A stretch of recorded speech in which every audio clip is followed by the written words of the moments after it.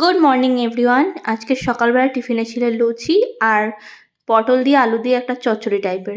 সকালের breakfast complete করে তোমাদের দাদাভাই চলে গেছে নিজের কাজে, আর আমি এখানে বসে গেছি কিছু বোতলগুলো নিয়ে জল ভরে নিচ্ছি। আমাদের পুচকি যেহেতু অনেক ছোট, তার জন্য সবসময় চেষ্টা করি কি জানো তো, তোমাদের দাদাভাই সকাল 10টার সময় বেরোয়, তো 10টার মধ্যে সমস্ত কাজগুলো যাতে কমপ্লিট করে নিতে পারি। তা না হলে আমি একা হতে একদিকে পুচকি একদিকে ঘরের কাজ সম্পূর্ণটা করে উঠতে পারি না। সেই কারণে ভোরবেলায় উঠে চেষ্টা করি যাতে 10টার মধ্যে সব কিছু করে নিতে পারি।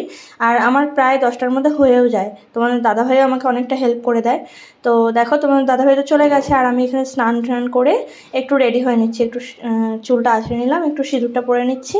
কারণ কি বলো তো, আমাদের মামামের কোনো ঠিক নেই।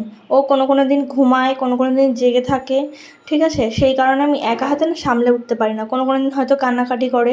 তো রান্নাটা বিশেষ করে চাপের, রান্নাটা যদি থেকে যায় তখনই অসুবিধা হয়ে যায়। তো যাই হোক, সেই জন্য আমি সকাল সকাল সব কিছু করে নিই। আর দেখো, চান করে রেডি হয়ে নিয়েছি। আর আমাদের এই ওপরটাতে না দুপুরের পরে আর থাকা যায় না, প্রচণ্ড গরম। সে কারণে হচ্ছে গিয়ে জানলাগুলো পর্দা দিয়ে নিয়েছি। এখন মামামকে নিয়ে আমরা নিচে চলে যাব। নিচের একটা রুম ফাঁকা থাকে, তো একটা তোষক ছিল আমার এক্সট্রা, তো সেটাকে পেতে ভালো করে একটা বিছানা টাইপের করে রেখে দিয়েছি, দেখো তোমরা। তো এইখানটাতে আমরা দুপুরবেলাটাতে থাকি। তো দেখো, কিছু দরকারি জিনিস আর মামামকে নিয়ে চলে এসেছি। মামাম ঘুমাচ্ছে, আর ততক্ষণে ভাবলাম যে একটা মামামের কাঁথা তৈরি করে নিই। আর চলো, আজকের মতো ভিডিওটা তাহলে এখানে শেষ।